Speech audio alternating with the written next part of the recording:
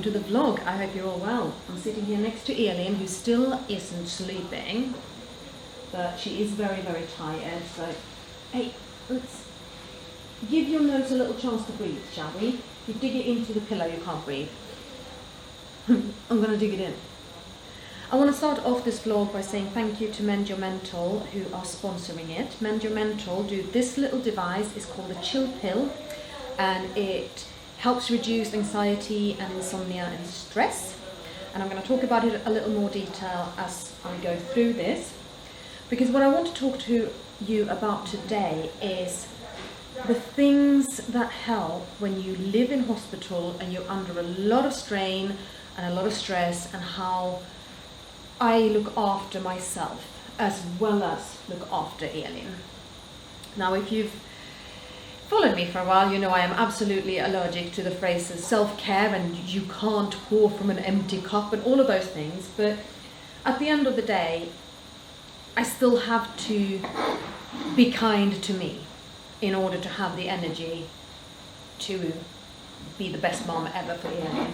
Are you laughing at me now? You say Mum is a hypocrite.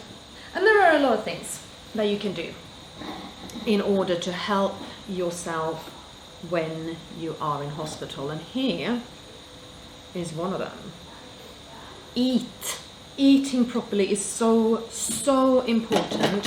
I've got lasagna with some very sad looking broccoli and I have apple pie and custard and an apple juice.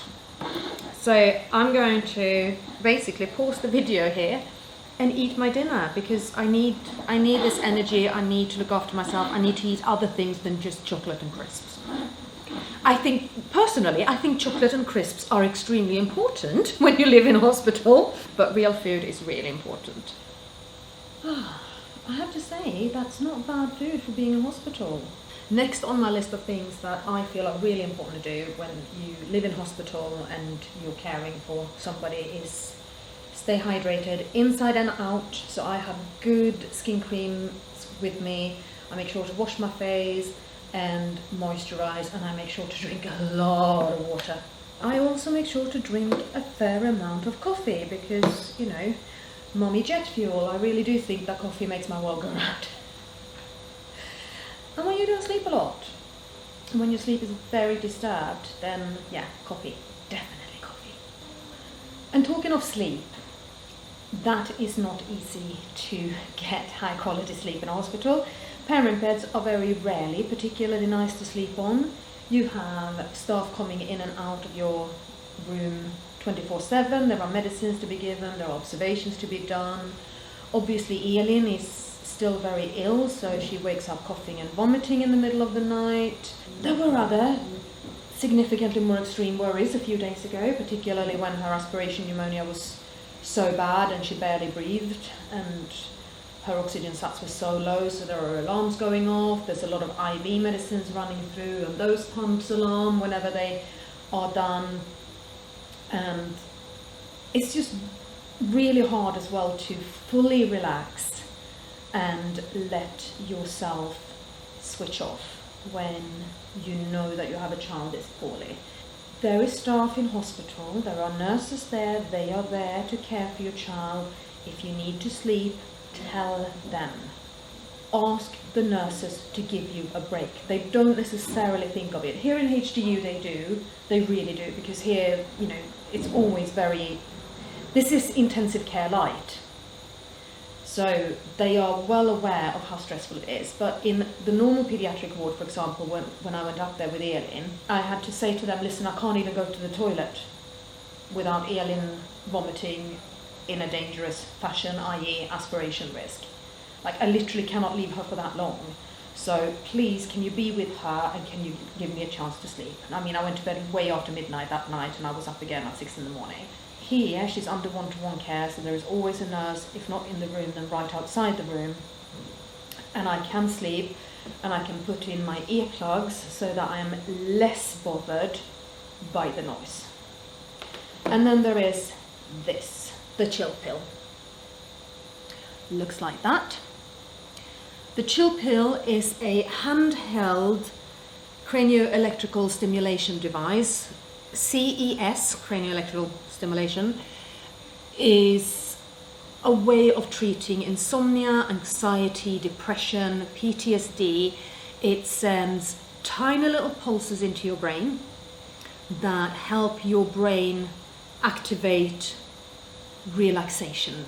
So there is some evidence that it has an impact on neurotransmitters, things like dopamine and adrenaline. Dopamine is the reward one, adrenaline is the fight or flight one. There is some evidence that it has an effect on alpha brain waves.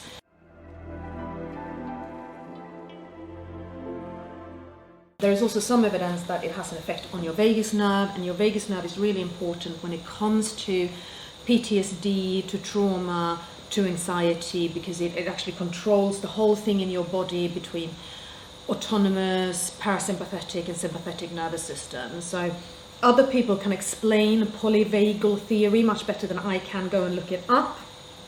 It's super interesting. One day I'll be able to explain it as well because I'm reading up on it a lot. So yes, there is some evidence that CES work on these things, and there is a lot of evidence that CES is safe. It is free of side effects, or if there are side effects, they're extremely mild. Like some people report feeling a little dizzy or having a headache, but this is from having cranial electrostimulation devices attached to their heads. And actually all the research I've read is about this. I think the chill pill is one of very, very few products on the market, if not the only, where you hold it in your hand.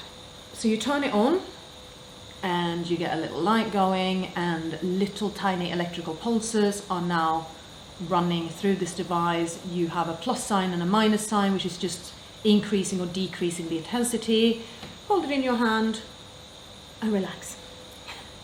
You can put it on your neck, you can put it on your temples, you can put it by your earlobes. Those are other good places for cranial electrical stimulation to help this out. All kind of play around with it, see what works. What the creators of Chill Pill, who are sponsoring this vlog, so thank you again, are saying about it is it's a good way for treating insomnia, it's a good way for treating anxiety, and for dealing with symptoms of PTSD and stress. If you want to sleep, you just turn it on, hold it in your hand, lay down and relax. If you are feeling really anxious, you can turn it up to a slightly higher frequency and sit and hold it. And yeah, it's not addictive, it's really portable. You can hang it off your wrist if you want to. It is super discreet, so use it in your workplace, or as I'm doing now in a hospital, having it with you. Just you hold it in your hand. Great little thing. What do I think about this? I think it's fantastic. I really do. I do suffer from insomnia, particularly when I'm severely depressed. The insomnia is very bad. And I also obviously have a child who keeps waking me up and stressing me out at night. And I am so hyper aware of Elin that even if Elin is not at mine, if she's at her dad's, there is always a part of me that is alert and listening out for her. So there are times when I have woken up halfway down the stairs because in my sleep I've thought I've heard Elin and she's not even in the house. So good quality sleep is kind of hard to come by. But Elin's care needs also mean that I can't really rely on sleeping pills. I can't take a sleeping pill, not if she's in my house, because I have to be able to get up and deal with her whenever she needs it and however much she needs it. With the chill pill, it's safe for me to use around Elin. I know that I can wake up and deal with her and not be dopey, not be drugged, not be unsafe. It does not have the same kind of effect that a sleeping pill has, where you actually feel affected by it, feel a bit sort of as it starts working. You have none of that. Literally, I lie in bed and I hold it and suddenly I'm asleep. Where the real difference comes in with this when it comes to sleep is that I feel so much more rested when I wake up. Even with a bad night, I feel much more rested when I wake up after having used the chill pill. So I feel that it is making the quality of my sleep better. Is it making the amount of sleep I'm having better? No, because it doesn't really have the chance to do that, because I still have Elin and I have Alice and I have a cat who wakes me up early in the morning and wants food. But the quality of my sleep is so much better. Next thing then is anxiety. And I have been feeling a lot of anxiety and worry about Elin during this hospital stay, particularly when we were so close to having to transfer her to Great Ormond Street Hospital to be ventilated, when her breathing was so bad and we were fighting, me and several nurses and doctors were just non-stop, and physiotherapists, we were non-stop trying to help her breathe, trying to keep her lungs clear enough to oxygenate her enough. That was so scary, it was so stressful. And knowing that she was being looked after by the nurses and taking a step back, sitting down on my sofa, my parent bed, with this, I'm kind of just going, right, I'm going to sit here and I'm going to breathe.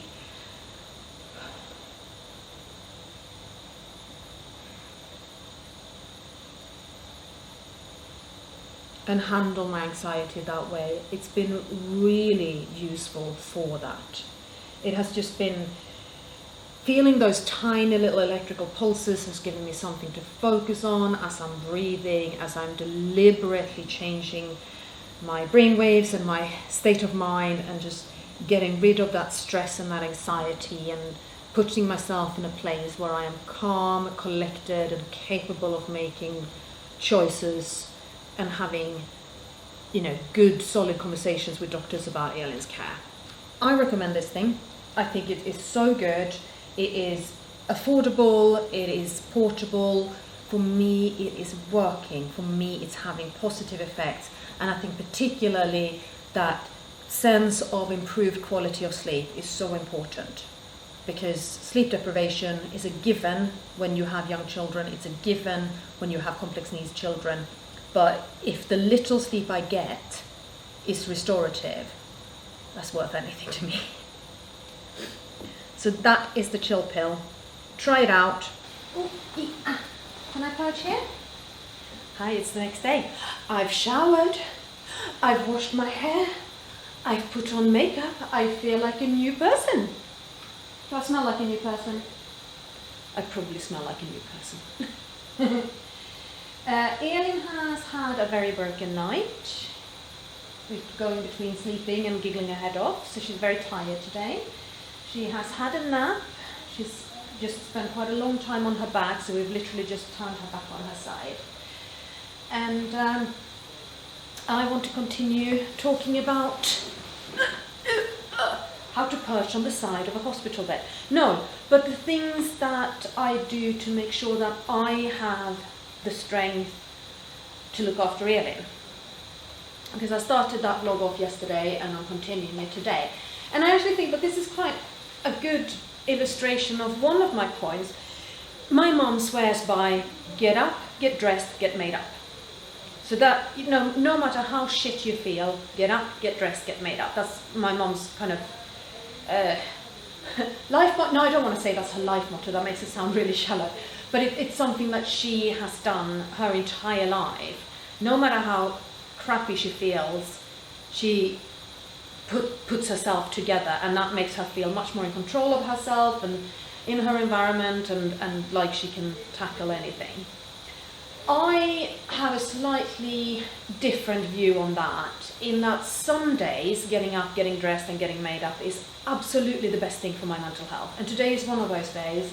Having clean hair, having lipstick on, having makeup on, having nice clothes is making me feel so good. And other days, like yesterday, the best thing for my mental health was to stay in my PJs whole day and just be an utter skank. I don't want to be so rigid in this whole get dressed and face the day thing that I never allow myself a day off, but I also don't want to get stuck in just being unwashed and in PJs and in sweats, and because ultimately I don't really like myself. When you start going, ooh, it's time for a shower, right? Why are you trying to throw up? Please don't throw up. We've only just started the diaper. Please tolerate it, and please have another nap because you need it. Okay? I also have here my medicines. One of my medicines, the other one I take at night. So these are my antidepressants tablets. I really don't think that when Elin's in hospital is the time to stop taking them. And a multivitamin, and also some extra vitamin D, because I believe that it helps protect me against respiratory illnesses and keeps my immune system strong. So I'm just going to take those. It is also so important to take breaks. I have been in a completely different part of this hospital, in a completely different building, in order to shower and put on makeup. And I left Elin here in the care of the nurses. Getting that break is so important, and getting out and about for walks is something that really does me a world of good. And again, it's when we're up on the normal ward, and I know I can't leave Elin and I can't take her with me, it's saying, can somebody sit with Elin for a bit so I can take a break and go outside? Yeah, not a problem. I took quite a long break from Elin in order to shower now, because I was also washing my hair. And that was fine. I'm going to take one more quite long break from her, because I'm going to actually jump in the van and drive off to Sainsbury's.